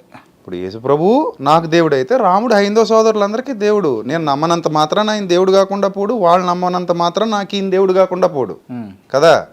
సో కాబట్టి ఆ క్వశ్చన్ ఈజ్ వెరీ రాంగ్. ఎందుకంటే దానివల్ల మీరు చెప్పిన ఆన్సర్ నాకు నచ్చింది. మీరు మళ్ళీ చెప్పరా ఆ ఆన్సర్ నాకు? నేను నమ్మనంత మాత్రాన వాళ్ళకి రాముడు దేవుడు కాకుండా పోడు, వాళ్ళు నమ్మనంత మాత్రాన నాకు యేసుక్రీస్తు దేవుడు కాకుండా పోడు. ఇక్కడ నేను యేసుప్రభు దేవుడు అని ఎలా నమ్ముతున్నానో అక్కడ వాళ్ళు కూడా రాముడు దేవుడు అని నమ్ముతున్నారు. సో దేవుళ్ళు ఎంతమంది ఉంటారా అనే ప్రశ్న వచ్చినప్పుడు, దేవుడు ఎవరు అనేటువంటి చర్చ జరుగుతున్నప్పుడు అందరూ కూర్చొని పుస్తకాలు ముందేసుకుని ప్రేమపూర్వకంగా మాట్లాడుకుని డిసైడ్ చేసుకుంటే అది మంచి విషయం. అంతేగాని ఒక్కడిని చేసి నన్ను ఇంటర్వ్యూలో కూర్చోబెట్టి రాముడు దేవుడా యేసుప్రభు దేవుడా అని అడిగితే తప్పు కదా. అది చాలా తప్పది. ఆ క్వశ్చన్ మీరు ఎవరిని అడగండి, ఎప్పుడు కూడా ఎవరిని అడగకూడదు కూడా. ఎందుకంటే ఇప్పుడు ఎవడైనా యేసుప్రభు దేవుడు రాముడు దేవుడు కాదు అన్నాడు అనుకోండి, కంగారు పడి, అప్పుడు వాళ్ళందరినీ హట్ చేసినట్టే కదా. అది సెక్యులరిజం ఎలా అవుతుంది? నేను అదే అంటున్నాను. ఇప్పుడు మా రాముడే దేవుడు మిగిలిన వాళ్ళు దేవుడు కాదు అనేవాడు అసలు భారతదేశంలో ఉండకూడదు. మా యేసుప్రభువే దేవుడు మిగిలిన వాళ్ళు ఎవరు దేవుళ్ళు కాదని దూషించేవాడు భారతదేశంలో ఉండకూడదు. ఇప్పుడు నీ దేవుడు దేవుడా, నా దేవుడు దేవుడా, ఇంతమంది దేవుళ్ళు ఉండరు కదా, అందరికీ ఒకటే సృష్టికర్త కదా. మనందరం కూర్చుని ఇష్టాగోష్ఠి ప్రేమపూర్వక చర్చ జరిపి ఆ దేవుడు ఎవరో తెలుసుకుందాం, ఆ దేవుడి లక్షణాలు ఏంటో తెలుసుకుందాం, దేవుడికి ఉండాల్సిన క్యారెక్టర్ ఏంటో తెలుసుకుందాం అని కూర్చుంటే అది యాక్సెప్టబుల్. రైట్. మరి హిందువుగా ఉన్నటువంటి మీరు క్రిస్టియానిటీలోకి పోవడానికి అసలైన కారణం ఏంటి? నేను చెప్పాను కదా, I like Jesus very much. నేను పరిశోధన చేశా. నా పరిశోధనలో నేను చదివిన అన్ని పుస్తకాలు మీకు ఎందుకు ఇంపాక్ట్ ఎడబడ్డది? నాకు ఇంపాక్ట్ ఎక్కడ పడిందంటే, దేవుడు అనగానే నాకు యేసుక్రీస్తు ఎందుకు అంటే యేసుక్రీస్తు బైబిలు ఎందుకు నచ్చాడంటే, నాకు ఆయన కొత్త నిబంధనలో ఆయన పరిచయం చదివిన తర్వాత ఫస్ట్ నేను కొత్త నిబంధనే చదివా. పాత నిబంధన అంటే నేను చదవలేదు. స్టార్టింగ్లో కూడా చెప్తున్నా, ఇప్పుడు కాదు. పాత నిబంధన యూదుల కోసం ఇవ్వబడింది స్టార్టింగ్లో, అది క్రీస్తుకు పూర్వం 1600 సంవత్సరాల క్రిందట. క్రొత్త నిబంధన యేసుక్రీస్తు ద్వారా వచ్చింది. సో నేను ఫస్ట్ కొత్త నిబంధన చదివా. కొత్త నిబంధన చదివిన తర్వాత ఆయన మాటలు, ఆయన చర్యలు, ఆయన విధానాలు, ఆయన బోధలు, అదే కాకుండా మా ఇంట్లో వివేకానంద గారి పుస్తకాలు ఉండేవి. ఆయన పుస్తకాల్లో కూడా ఈయన గురించి పాజిటివ్గా రాసినటువంటి కొన్ని మాటలు, గాంధీ మహాత్ముడు పుస్తకం, చిన్నప్పటి నుంచి మా ఇంట్లో పుస్తకాలు ఉండేవి ఎక్కువ. భగవద్గీత, భాగవతం. మా నాన్నగారు ఫ్రెండ్స్ అందరూ కూడా మా నాన్నగారికి ఎక్కువ బుక్స్ ఇచ్చేవారు. మా నాన్నగారు సిగరెట్ ఫ్యాక్టరీలో వర్క్ చేసేవారు. ఇప్పుడు లేదు అది. సో అక్కడ ఒక ఆంజనేయ స్వామి గుడి కట్టించడం, ఇలాంటివి మా నాన్నగారు ప్రతిరోజు సంధ్యావందనం చేయటం, ఇలాంటివి మా నాన్నగారికి భక్తి బాగా ఎక్కువ. సో నేను అదే ఫ్యామిలీలో పుట్టా. ఆ తర్వాత నేను పెద్ద అయిన తర్వాత, నా చదువు అంతా పూర్తయిన తర్వాత బిజినెస్ చేసుకుంటున్న టైంలో నేను బైబిల్ చదవడం మొదలుపెట్టిన తర్వాత అప్పుడు నేను రియలైజ్ అయ్యి, ఎంత మంచివాడు, ఎంత పరిశుద్ధుడు, ఎంత యథార్థవంతుడు, ఇంత చక్కటి జీవితాన్ని చూపించినాడు, బతికి చూపించాడు. ఎక్కడ కూడా తన బ్రతుకులో పాపానికి చోటు ఇవ్వకుండా ఇంత గొప్పగా బ్రతికి చూపించాడు యేసుక్రీస్తు అని నేను ఆయన ఇష్టపడ్డాను. రైట్. అంత గొప్ప వ్యక్తికి, ఏ పాపం చేయనటువంటి వ్యక్తికి ఎందుకు ఆ దండన జరిగింది? దండన వాళ్ళు వేయలేదు కదా. మీరు బైబిల్ చదవలేదు అనుకుంటా. యాక్చువల్లీ దండన వాళ్ళు కావాలని వేస్తే ఈయన వేయించుకున్నది కాదు, అది ఈయన ఇష్టపడి చేయించుకున్నది. అది ఎందుకట్లా? ఇప్పుడు సర్వ పాప పరిహారార్థం, అంటే మానవాళి పాప పరిహారార్థం, సర్వ మానవాళి పాప పరిహారార్థం, అంటే హిందువులు, క్రిస్టియన్లు ఎవరైనా కానీ అందరిది. ఎస్, అది ఆయన విశ్వసించిన వాళ్ళందరిది. ఓకే. ఆయన్ని విశ్వసించిన వాళ్ళందరి పాపాన్ని పరిహరించడం కోసం ఆయన మనిషిని పవిత్రీకరించే క్రమంలో బలులు అనేవి ప్రపంచవ్యాప్తంగా ఉన్నాయి. ఈవెన్ హిందూ మతంలో కూడా అశ్వమేధ యాగం అంటారు, బలులు ఉన్నాయి, బలులు ఇస్తారు.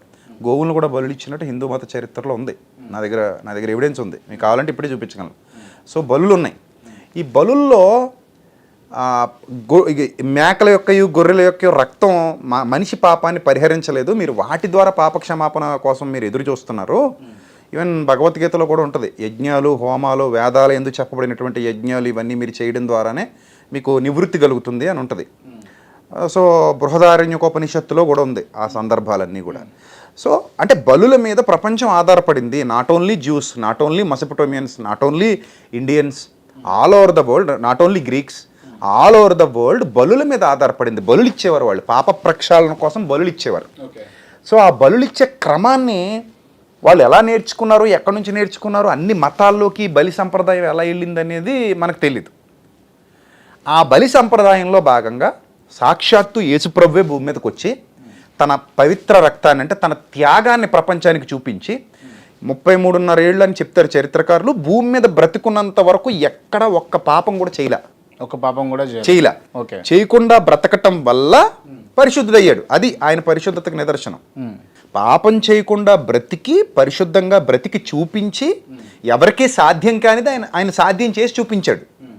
అంటే ఒక గొప్పవాడు అన్నవాడు కూడా అందులో పడతాడు, కానీ ఎందులో కూడా పడకుండా నాలో పాపం ఉన్నదని మీలో ఎవడు స్థాపించగలడు అనే స్థాయిలో ఆయన తన గొప్పతనాన్ని చూపించి కలువరి శిలువలో తన పవిత్ర బలియాగాన్ని జరిగించి నేను నా పవిత్ర రక్తాన్ని ధారపోస్తున్నాను, మీరు మారండి, నేను మిమ్మల్ని క్షమిస్తా, సో నేను మిమ్మల్ని క్షమించి నిత్య జీవానికి తీసుకెళ్తా అనే వాగ్దానం చేసిపోయాడు ఆయన.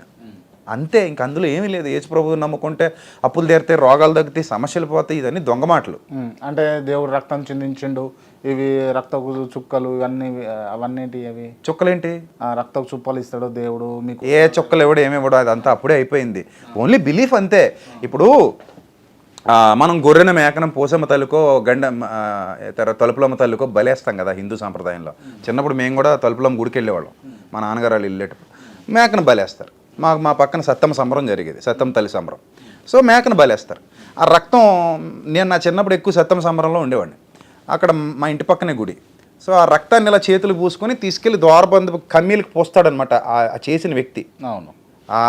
ఆ పచనం చేసేటువంటి వ్యక్తి, ఆ యజ్ఞం చేసేటువంటి వ్యక్తి ఎవరైతే ఉన్నాడో పర్టికులర్ వ్యక్తులు ఉంటారు, వాళ్ళు పూసి రక్తాన్ని పూసి దాన్ని గిన్నెలోకి అవి పట్టి తల్లికి సమర్పణ పెడతారు, సత్తమ్మ తల్లి దగ్గర పెడతారు.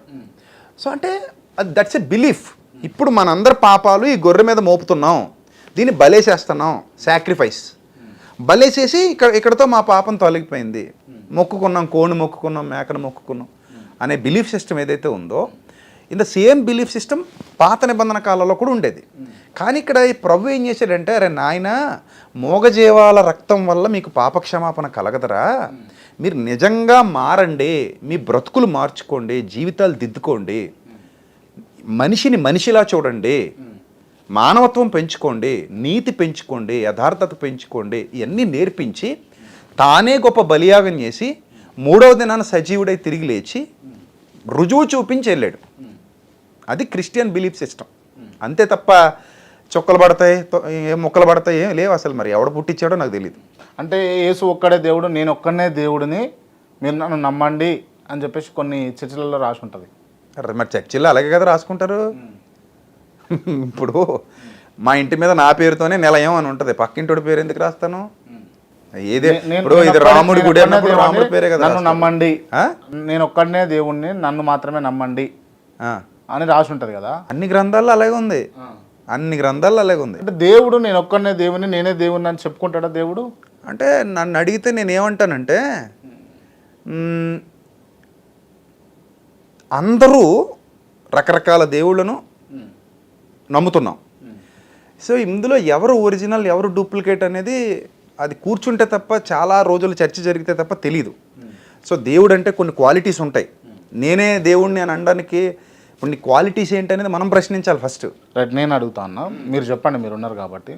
ఒక్క రొట్టెను 100 రొట్టెలు 1000 రొట్టెలు చేసిండా యేసు ప్రభు? బైబిల్ ఉంది కదా. సాధ్యపడుతుందా అసలు? అదే మరి ఇప్పుడు మిరాకిల్ అది, అది మనిషికి సాధ్యం కాదు. ఆయన దైవశక్తి గలవాడు కాబట్టి చేశాడు. ఒక రొట్టెను 1000 రొట్టెలు చేయగలిగాడు. అదే 5 రొట్టెలు 2 చిన్న చేపలు 1000 ఉండదు, 1000 మందికి పంచిపెట్టాడు. 1000 మందికి అంటే చేయాలి కదా, ఇంత చిన్నది ఇస్తే సరిపోదు. ఒక 1000 రొట్టెలు అయితే చేయగలిగాడు, చేశాడు కదా. ఓకే, ఇప్పుడు మీ బుద్ధి ఎందుకు ఆ విధంగా ఉన్నది, నా బుద్ధి ఎందుకు ఈ విధంగా ఉన్నది, అక్కడ కూర్చున్న బుద్ధులు ఎందుకు ఆ విధంగా ఉన్నాయి? అందరిని ఒకటే రకంగా చేయొచ్చు కదా. ఏంటది? ఆలోచించే శక్తి, పరిజ్ఞానం, విద్య, జ్ఞానం. బుద్ధి జ్ఞానం అంటే ఇప్పుడు క్వశ్చన్ మారింది, మారలేదు. ఒక దాంట్లోంచి ఇంకో దాంట్లోకి వెళ్ళారు. ఇప్పుడు అంత అవలీలగా రొట్టెలు పంచినటువంటి యేసు ప్రభు గారు విజయప్రసాద్ రెడ్డిని ఎందుకు అంత మంచి బుద్ధి ఇచ్చారు, నాకెందుకు ఇంత దుర్బుద్ధి ఇచ్చారు అని అడుగుతాను. ఈ బుద్ధి దేవుడు ఎవరికి ఇవ్వడు.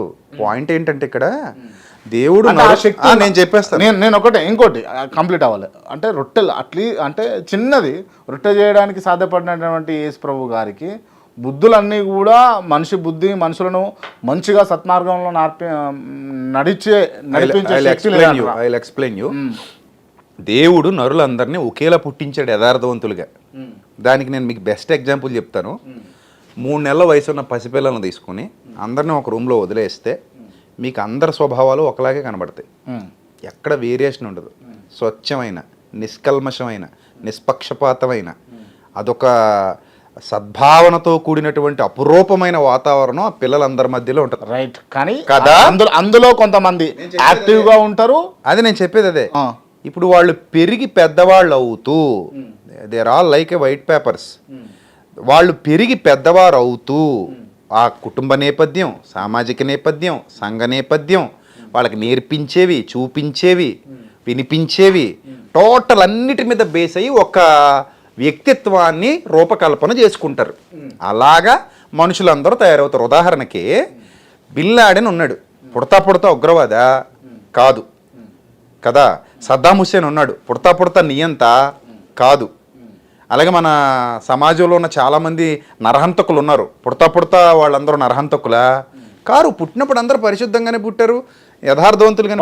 వాళ్ళందరూ ఎందుకు అటుపోతున్నారు? దేవుడు అదే నేను అంటున్నాను. ఇప్పుడు 1000 రొట్టెలు చేయగలిగినప్పుడు దేవుడు మనిషికి స్వేచ్ఛనిచ్చాడు, స్వతంత్రాన్ని ఇచ్చాడు భయ్య. ఇప్పుడు నీ స్వేచ్ఛ నీది, నా స్వేచ్ఛ నాది. నిన్ను బలవంతంగా పెడితే నువ్వు ఒప్పుకోవు. ఇప్పుడు నీకు ఇష్టం లేని నీకు పెట్టి తినిపిస్తానంటే అసలు ఒప్పుకోవు నువ్వు. నీకు ఆ స్వేచ్ఛ ఉంది. దేవుడు మనిషిని మరమనిషిలా చేసి ఉంటే గనక అలాగే చేసేవాడు. అంటే కానీ స్వేచ్ఛనిచ్చి ఇదిగో మరణం, ఇదిగో జీవం, ఇదిగో నీతి, ఇదిగో చెడ్డ, take your own way, choose your own decision అని చెప్పాడు. సో మీరు దాన్ని తీసుకోవటం మీద ఆధారపడి మంచిగా బతకాలనుకుంటే బతకండి, చెడిపోతానంటే చెడిపోండి.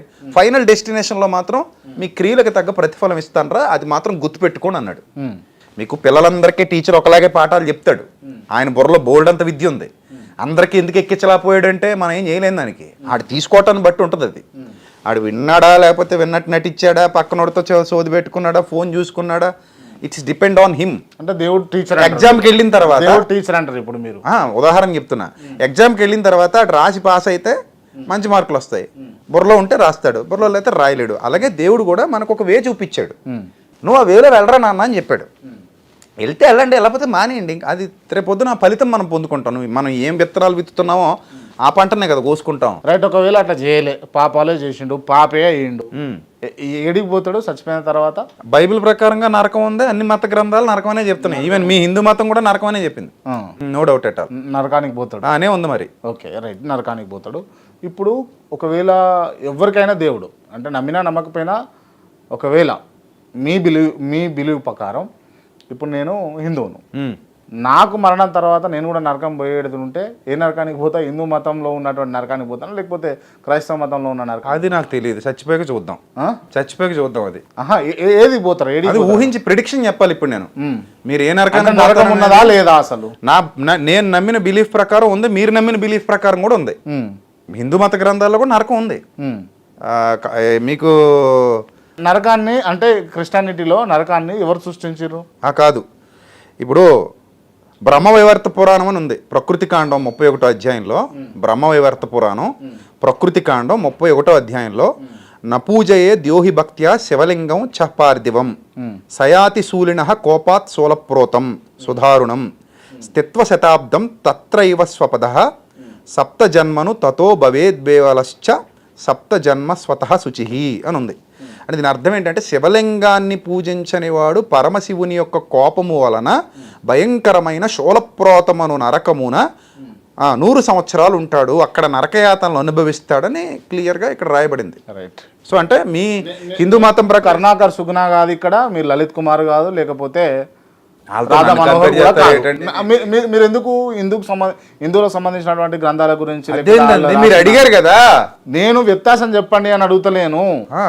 మీరు చెప్పిన విధానంలో నరకం అనేది ఉన్నది కదా, ఎవరు సృష్టించారు? దేవుడు సృష్టిస్తాడు. దేవుడు అంతే, శిక్షించరు. ఇప్పుడు జైలు ఎవరు సృష్టించారు? మన ప్రభుత్వమే సృష్టిస్తుంది. అవును, తప్పు చేసిన వాడిని ప్రభుత్వమే జైలు వేస్తుంది.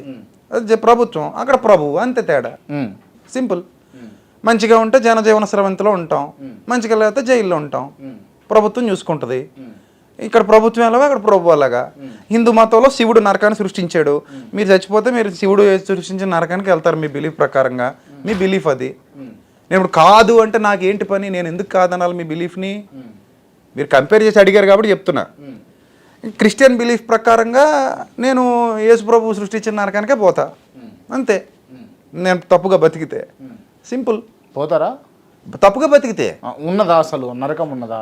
అది ఉందని నమ్మాలి మనం, మన బిలీఫ్స్ ప్రకారం ఉందని. జస్ట్ నమ్మకమే. నాకు ఇక్కడ నేను పాయింట్ నమ్మడం అంటే క్రాంతి గారు, మీరు హిందువునని చెప్పారా ఇందాక నేను అడిగినప్పుడు? అవును. హిందూ అంటే నేను అన్ని దేవుళ్ళు నమ్ముతానని చెప్పారా? అవును. అందులో శివుడు కూడా ఉన్నాడు కదా. అవును. అందుకే మీకు చూపించా, ఉన్నదాన్ని ఎందుకు అడుగుతున్నారు, శివుడు చెప్పాడు కదా అని చెప్తున్నాను మీకు. అది మీరు మళ్ళీ లలిత్ కుమార, కరుణాకర, రాధమర అనకూడదు. నేను వాళ్ళ గురించి నేను ప్రస్తావించట్లా. మీరు నమ్మానని చెప్పిన శివుడు చెప్పిన మాట మీరు ఎందుకు నమ్మట్లేదని అడుగుతున్నాను నేను మిమ్మల్ని. అది పాయింట్ ఇక్కడ. ఇప్పుడు నరకం ఉందా లేదా అంటే ఉందని మరి శివుడు చెప్పాడు కదా. అంటే మీరు శివుడు చెప్పిన నరకాన్ని నమ్మతలేరు కదా, మీరు కృష్ణానిటిలో ప్రభువు చెప్పినటువంటి నరకాన్ని నమ్ముతారు కదా, అందుకోసం అని అడుగు. ఎవరి నమ్మకం వాళ్ళది. అదే అండి, ఇందాక నుంచి అదే అంటున్నాను. నేను మీ నమ్మకాన్ని తప్పు పట్టను. Okay, that is not my duty. మీ నమ్మకం మీదే, నేను మీ నమ్మకాన్ని గౌరవిస్తా.